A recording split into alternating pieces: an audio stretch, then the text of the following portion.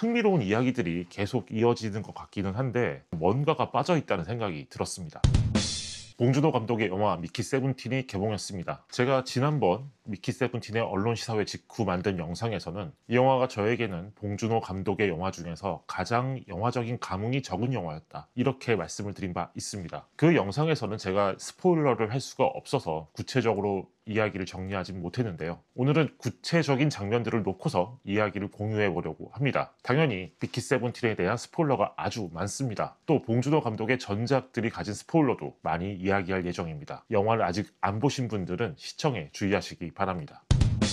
먼저 이야기해볼 장면이 미키가 우주에서 실험을 당하는 장면입니다. 이때 미키는 우주 공간에서 사람의 인체가 어떻게 변하는가를 보기 위한 그런 실험에 쓰입니다. 그런데 그냥 실험에 쓰이는 게 아니라 이 실험의 운영자들이 미키를 속여서 그를 우주선 밖으로 내보내는 그런 설정이 있죠. 명목상으로는 우주선 밖에서 뭔가를 수리해야 된다, 이렇게 얘기를 해놓고서 수리시키지 않고 지금 너의 몸이 어떻게 변하는지를 알려줘, 이런 식으로 실험을 진행합니다. 이 실험의 운영자들이 나름 미키에게 미안했을 수도 있고 미키가 이렇게 해야만 저 밖으로 나갔을 것도 같고 그렇기 때문에 이렇게 했다라는 맥락이 있는데 이거를 배려로 봐야 될지 그게 헷갈리는 상황이죠. 원작을 읽은 저의 입장에서는 이 장면이 원작보다 더 가혹하고 잔인한 그런 실험이라고 생각했습니다. 이 장면을 보면 미키의 손목이 잘려나가고 또 그 장면을 보고서 환호하는 그런 사람들의 목소리도 함께 들리죠. 제가 지난 영상에서도 얘기했지만 저는 이런 상황 설정이 봉준호 감독의 취향이라고 생각했습니다. 익스펜더블을 안쓰럽게 생각하는 사람들도 있겠지만 과연 그렇게 모두가 친절하기만 할까, 또 공정하기만 할까, 그런 맥락이죠.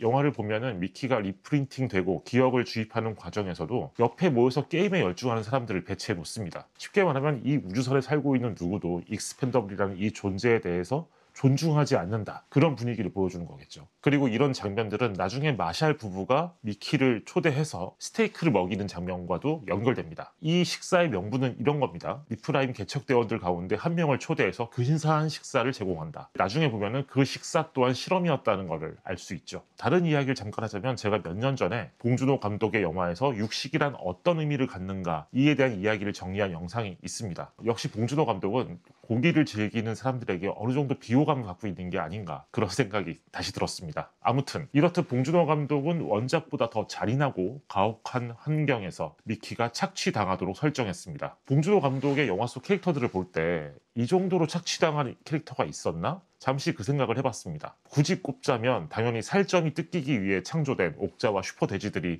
그런 운명의 캐릭터들이겠죠. 그런데 개인적으로는 그 영화 마더의 문화정이 떠올랐습니다. 동네에 많은 어른 남자들이 쌀을 주면서 이 소녀를 착취하고 있던 거였잖아요. 그만큼 이 실험 장면들은 원작이 묘사한 것보다 더 차갑고 현실적으로 이 실험을 그리는 동시에 미키를 더 비극적으로 만드는 그런 장면이었습니다. 그리고 저에게는 이 장면들이 미키 세븐틴에서 가장 강렬하고 영화적인 그런 장면이었습니다.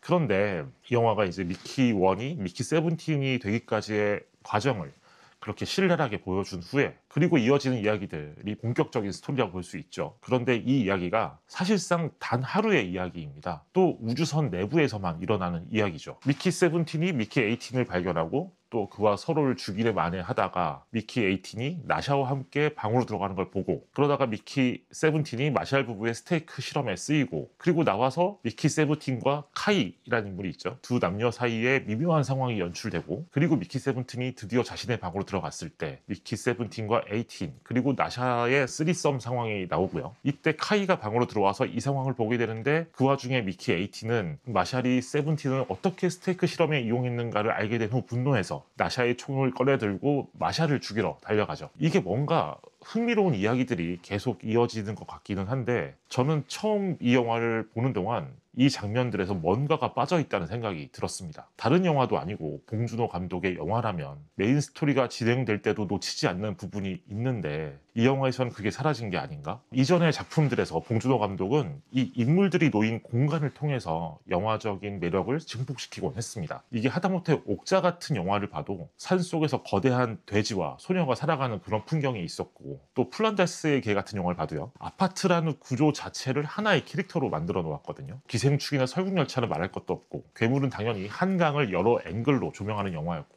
살인의 추억은 농촌 스릴러라는 말이 나왔을 정도로 첫 장면부터 황급빛 논밭 한가운데 발견된 끔찍한 시체를 보여주면서 시작하잖아요. 마더도 빼놓을 수는 없습니다. 문화정에 숨어서 돌을 던졌던 그 어두운 골목, 그녀의 시체가 널려있던 마을의 옥상, 그리고 주인공 혜자가 춤을 추던 그런 공간들, 그런 식으로 사실 봉준호 감독은 다른 누구보다 영화 속 공간에 가장 많은 공을 들여왔던 감독입니다. 그런데 미키 세븐틴에서는 그런 매력이 아예 사라진 것처럼 보였습니다. 이게 왜 그럴까? 메인 스토리라 볼 수 있는 이 이야기들이 모두 우주선 내부에서 벌어지기 때문이기도 하지만 이 우주선 내부의 공간도 극히 한정적으로 나오기 때문인 것 같습니다. 또 그 공간의 디테일들을 보여주는 데는 이 영화가 소홀히 한 게 아닌가? 그런 생각이 들었습니다. 물론 설국열차도 대부분의 이야기가 실내에서 벌어지지만 이 영화는 탑승 칸마다 문을 열고 가면서 새로운 스토리들이 생겨나는 그런 구조에 있잖아요. 그렇기 때문에 또 미키 세븐틴과는 다를 수밖에 없는 영화가 아닐까. 물론 미키 세븐틴이 우주선 내부에서 대부분의 이야기를 진행시키는 건 이 영화의 어쩔 수 없는 선택으로 볼 수 있습니다. 그런데 어쩔 수 없다고 판단한다고 해서 이 영화의 매력이 더 살아나는 것인가? 그건 아닌 것 같아요. 이렇게 말하는 게 정확할 겁니다. 봉준호 감독이 전작에서 보여주던 매력을 처음부터 드러낼 수 없었던 그런 프로젝트였다. 제가 또 하나 낯설게 느낀 부분 중 하나는 미키 18이 분노하는 장면이었습니다. 사실상 이때부터 이 영화에서 가장 중요한 사건들이 발생하는데요. 미키 18이 세븐틴과는 다르게 다혈질 성격을 갖고 있다, 이런 부분이 나오기는 하는데 그것만 나올 뿐 그의 분노에 좀 더 깊이 공감할 수 있는 맥락을 이 영화가 제공하고 있는가? 그건 아닌 것 같았습니다. 그리고 이 또한 봉준호 감독이 전작에서 보여주었던 그런 결정적인 순간에 비하면 매우 빈약한 부분이었죠. 우리가 돌이켜보면 기생충에서 칼을 들기까지의 상황에는 폭우에 이은 홍수, 그리고 냄새라는 계기가 있었습니다. 마더에서 엄마가 사람을 죽이게 되기까지의 과정, 괴물에서 가장 모자라 보였던 아빠가 괴물과 맞서기까지의 과정, 그런 것들을 돌이켜보면 봉준호 감독의 영화에서는 이 과정들을 통해 인물들의 비극에 동참하게 만드는 그런 연출이 있었죠. 또 그런 연출이 가장 돋보였던 거고요. 그에 비하면 미키 18의 폭주는 좀 난데없고 뜬금없다, 이렇게 볼 수밖에 없는 상황인 겁니다. 지금 제가 이야기한 것들, 그러니까 봉준호 영화의 매력 두 가지는 어디까지나 봉준호 감독의 영화라서 기대했던 것들이고요. 그래서 더 아쉬운 것들이죠. 봉준호 감독의 작품이 영화적인 매력을 드러내고 관객의 공감을 일으켰던 가장 핵심적인 강점들이 이 영화에서 사라졌기 때문에 그만큼 더 아쉬울 수밖에 없는 겁니다. 그럼에도 이 영화는 또 봉준호 감독다운 장면이 있습니다. 영화의 후반부에 가장 흥미로웠던 장면인데요. 미키가 그 프린트 기계 폭파 행사 장소에서 잠시 꿈을 꾸듯 떠올리는 장면이죠. 마샬의 아내가 남편을 다시 프린팅한다는 그런 설정의 장면이었습니다. 저는 이 장면이 좀 여러 측면에서 재밌었습니다. 우선 이 장면은 대부분의 작품에서 명확한 해피엔딩을 보여준 적이 없었던 봉준호 감독이 자신의 취향을 어떻게든 담아내려고 만든 장면이 아닌가 생각했습니다. 이전에 괴물, 마더, 살인의 추억도 마찬가지고 기생충은 더더욱 마찬가지고 이제 갈등들이 다 해결된 게 아닌가 싶지만 오히려 그 이후에 이 인물들이 더 가혹한 상황에 놓이게 되는 거잖아요. 그런 상황을 보여주는 게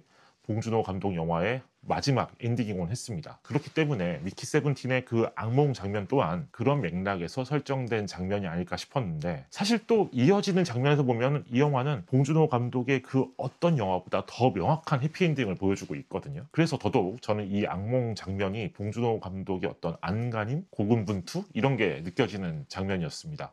약 2천억 원이라는 제작비, 그리고 할리우드 시스템, 또 기생충의 다음 작품이라는 그런 상황도 있었겠죠. 그런 여러 가지 상황에서 어떻게든 자신의 인장과 취향과 자신의 뚝심을 밀어붙이려는 그런 장면으로 남긴 게 아닌가, 그런 생각이 들었습니다.